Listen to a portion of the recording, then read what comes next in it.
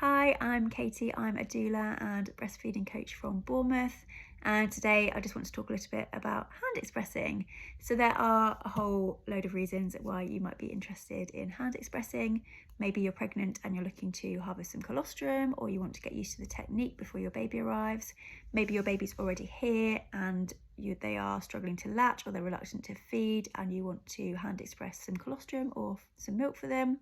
Maybe you want to relieve some engorgement or some blocked ducts, or maybe you just prefer the idea of hand expressing to using a pump. So in terms of how we hand express, so it's generally good to start by washing your hands so they're nice and clean, and then making yourself nice and comfortable. So finding a comfortable space, making sure you've got a drink because breastfeeding thirst is real, making sure that you're unlikely to be interrupted, making sure you've got plenty of time so you don't feel rushed. And then often people like to start by creating almost an oxytocin bubble. So oxytocin is the love hormone, the hormone that we get when we feel all warm and fuzzy from being around people we love or being relaxed. And oxytocin helps to stimulate the milk ejection reflex, so it's super useful in breastfeeding. Some people like to express when their baby's nearby, or when they can smell an item of their baby's clothing, or they're watching a video of their baby. Some people like to just surround themselves with lovely comfortable things, so nice comfy blankets, some nice scents that help them make them feel relaxed, some nice music, a TV program they really like in the background, just something that helps to make you feel nice and relaxed and stimulates that oxytocin. So once you're comfortable, you can then start by lightly massaging the breast before hand expressing. So just with your fingers, just stroke it gently all over the breast, just really lightly, all the way. You can go all the way up into the armpit as well. And you can just do this with both breasts just for a few minutes to help you feel, again, nice and relaxed. Then what you want to do is make a C shape with your thumb and fingers, and you want to place them behind the areola. So the areola is the dark bit around the nipple. Some people find it helpful to start around a centimetre back from the areola, but this will be different for everyone. It might depend on the size of your areola as well. So it can be really helpful as a guide, but have a play around and find what works for you. Once you've found a comfortable position, you then want to just squeeze, hold for a couple of seconds, then release. Just squeeze, hold for a couple of seconds, and then release. Try to avoid sliding your fingers down towards the nipple, and try to avoid pressing too hard as well, because that can sometimes lead to inflammation and it's not always as effective.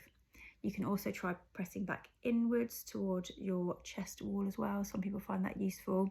The milk might not come straight away, so it can be useful to spend some time doing it. In the early days, it's likely to come in quite thick drops, and we'll talk about collecting it in a second. And then just move around the breast, covering all sections. You can kind of think of it as a clock face, if that's helpful to you. After you think you've got enough, and that will be different for everyone, or after you think you want to just move on to the other breast, then move to the other breast, and you can go back and forth as many times as you want to while you're doing it. If you're not getting any milk or not getting much milk, there could be a few reasons. It might be useful to try a slightly different part of the breast, so maybe slightly more down towards the areola, maybe slightly further away. Maybe try to relax more, so you can think if there's anything else that you can do to increase your levels of oxytocin. You might just need a little bit more practice or a little bit more time, and particularly if you are pregnant, it can be the case that some people don't actually manage to get any colostrum in pregnancy, and it's not because you don't have any milk or you won't have any milk when your baby's born, but sometimes your body just knows that your baby isn't there and it's saving the good stuff for when your baby's born. If you feel yourself starting to get frustrated or annoyed or upset, then stop, walk away, go and get some fresh air, go and get a break, and then come back and try again when you're feeling a little bit calmer. In terms of collecting the milk, so people often like to do it in a syringe. So what can be helpful to do is make sure that the plunger is all the way up.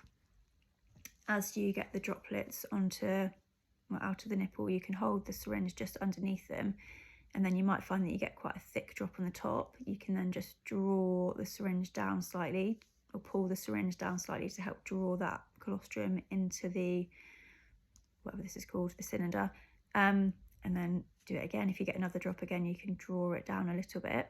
It's really common in pregnancy and in the early days to get really small amounts of colostrum. So you might find you get, you know, a fifth of a syringe of this, maybe increasing levels as you go on, but it's really common not to get very much. You can also collect the colostrum in a spoon.